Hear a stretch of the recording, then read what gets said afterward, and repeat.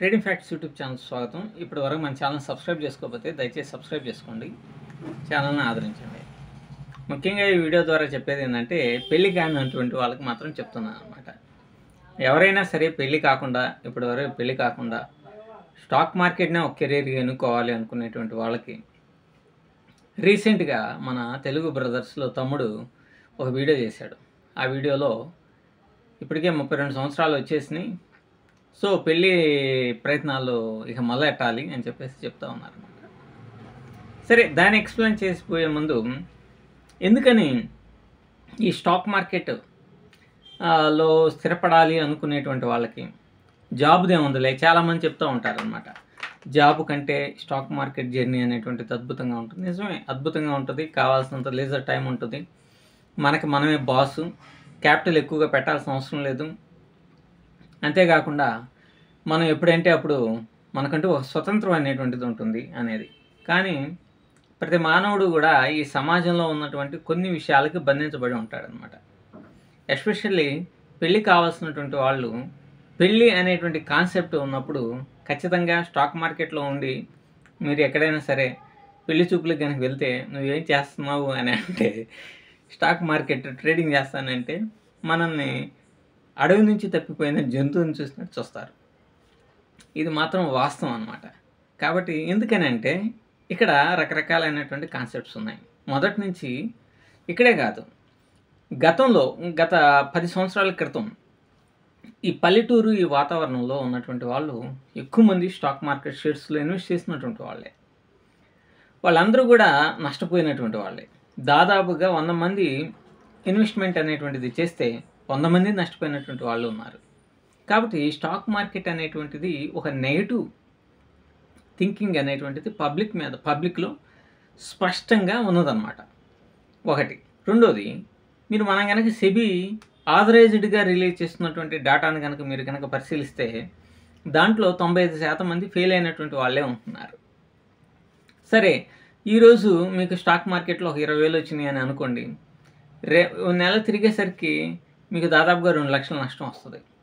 So guarantee income అనేటువంటిది దీంట్లో ఉండదు. మనం ఏమైనా ప్రొఫెషనల్ ట్రేడర్స్ అంటే చాలా కష్టం. నేనే ఫండెడ్ అకౌంట్స్ని చేస్తా, కింద మీద పెడతా, నానా సాగు చేస్తా ఉన్నా. ఇండియన్ మార్కెట్లో అద్భుతంగా చేయగలిగిన ఫండెడ్ అకౌంట్లు ఫెయిల్యూర్స్ జరుగుతూనే ఉన్నాయి. కాబట్టి నేను చెప్పించేది ఏంటంటే, ఇప్పుడు చెప్పడమే కాదు, గతంలో కూడా చాలాసార్లు చెప్పాను, ఫస్ట్ దీన్ని ఒక కెరీర్గా మాత్రం ప్రస్తుతానికి తీసుకోవద్దు. మీరు ఎప్పుడు స్టాక్ మార్కెట్లో ప్రవేశించాలి, ఎప్పుడు ఏలు పెట్టాలి అని అంటే, ఫస్ట్ ఆఫ్ ఆల్ మీరు జాబ్ చేస్తాం, మీరు ముందు పెళ్ళి అయ్యి ఉండాలి. పెళ్ళి కనుక కాలేదు అని అంటే మీకు పెళ్ళిళ్ళు అవటం చాలా కష్టం.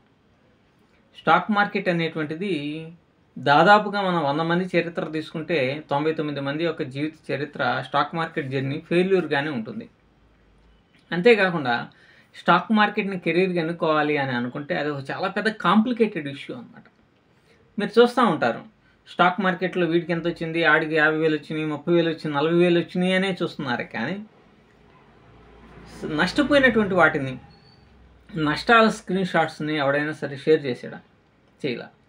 గతంలో ట్రేడింగ్ పంతులు అని ఒక అతను ఉన్నాడు. ఆయన ఒకసారి సెమినార్ పెట్టేసి వాటిని మ్యానిపులేషన్ చేసి దాదాపుగా ఒక నెలలో 35 లక్షల రూపాయలు లాభాలని ఆర్జించినట్టుగా చూపించాడు. మరి నష్టాలు వచ్చినాయి ఎక్కడ కానరావా?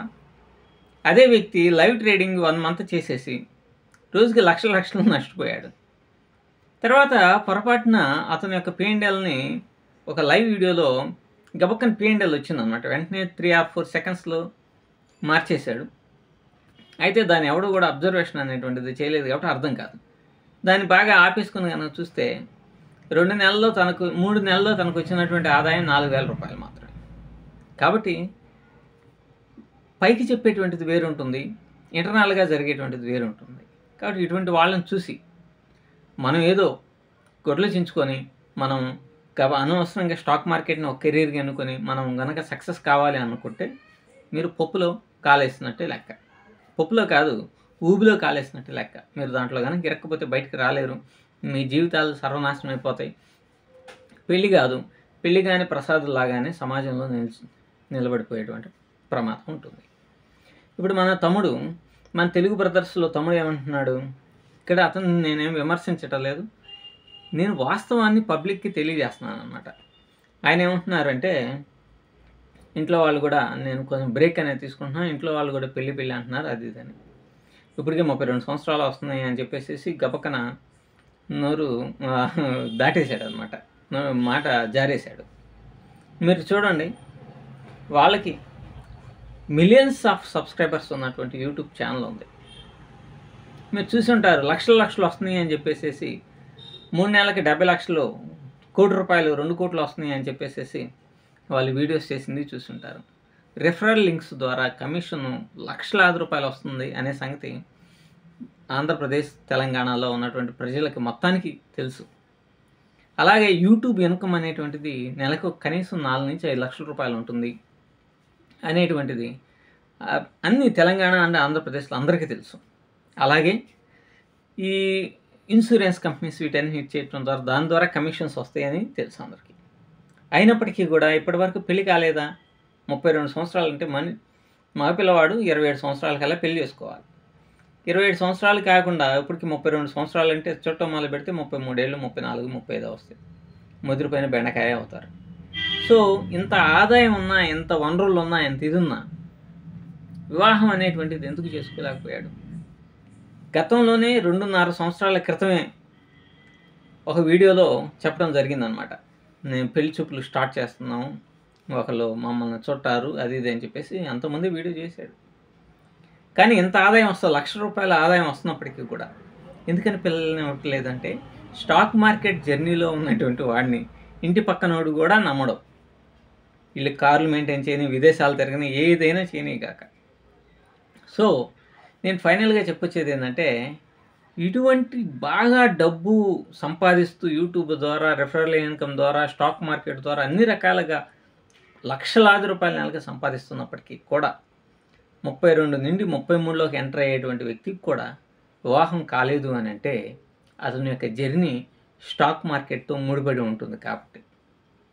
కాబట్టి ఇప్పటి వరకు పెళ్లి కానిటువంటి వాళ్ళకి, 27 సంవత్సరాల లోపల ఉన్నటువంటి వాళ్ళకి నేను చెప్పేటువంటి సలహా ఏంటంటే, మీరు పొరపాటును కూడా స్టాక్ మార్కెట్ని టచ్ చేయవాకండి. మీరు కనుక స్టాక్ మార్కెట్ టచ్ చేసి దీన్ని ఒక కెరీర్ కనుకొని నడిపించాలి కానీ కనుక మీరు కనుక అనుకుంటే, మీరు పెళ్ళి కాని ప్రసాదుల్లాగానే మిగిలిపోవటం ఖాయం. ఇంకా ఉబ్బరేసేటువంటి ఇంకొకడు ఉన్నాడు, బొంగు ఆఫ్ స్టాక్ మార్కెట్. ఈ స్టాక్ మార్కెట్ రాండి, కోట్లు సంపాదించవచ్చు, చెట్లు డబ్బులు ఆడిది ఇది అని అంటాడు. మొత్తం బొక్క పడిపోయి సర్వనాశనం అయిపోయి 2 కోట్ల రూపాయలు అతను బొక్కపోవటం కాకుండా పబ్లిక్కి 15-16 కోట్ల రూపాయలు పోయినాయి. మరి వందల వీడియోస్ చేశాడు, లక్షలు వస్తాయి, కోట్లు వస్తాయి, చెట్లు డబ్బులు కాస్తాయి, గనులు ఉన్నాయి, అది ఇది అని చెప్పినటువంటి వాడు ఎందుకని ఇప్పటి వరకు రూపాయి కూడా సంపాదించుకోకుండా పీకిపోయినటువంటి మొహం వేసుకొని రండి అని చెప్పేసి అడుగుతున్నాడు. సో ఇది మంచి కెరీర్ మాత్రం కాదు పెళ్ళి కానటువంటి వాళ్ళకి. ప్రొఫెషనల్గా ఎదగాలి అని అంటే నీకు సైడ్ ఇన్కమ్ లేకుండా కనుక నువ్వు ఇదే ఒక కెరీర్ కనుక్కొని కనుక ఇది చేయాలి అని అనుకుంటే మాత్రం ఎప్పటికీ నీ జీవితం అతుకులు బొంతల గతుకులు మయమైపోతుందని గుర్తుపెట్టుకోండి. ఎస్పెషల్లీ పెళ్ళి కానటువంటి వాళ్ళు స్టాక్ మార్కెట్లోకి రావద్దు. మీరు మీ యొక్క కెరీర్ మీద, జాబ్ మీద ఒక నెలకింత ఇన్కమ్, కాన్స్టెంట్ ఇన్కమ్ వచ్చేటువంటి వాటిని ఎన్నుకోండి. లేకపోతే మాత్రం మీకు 40 సంవత్సరాలు వచ్చినా కూడా పెళ్ళి కాక పిచ్చోళ్ళు అయిపోయి చెట్లు పొట్ల చుట్టూ తిరుగుతూ పాటలు పాడుకోవాల్సిన పరిస్థితి వస్తుంది. Thank you.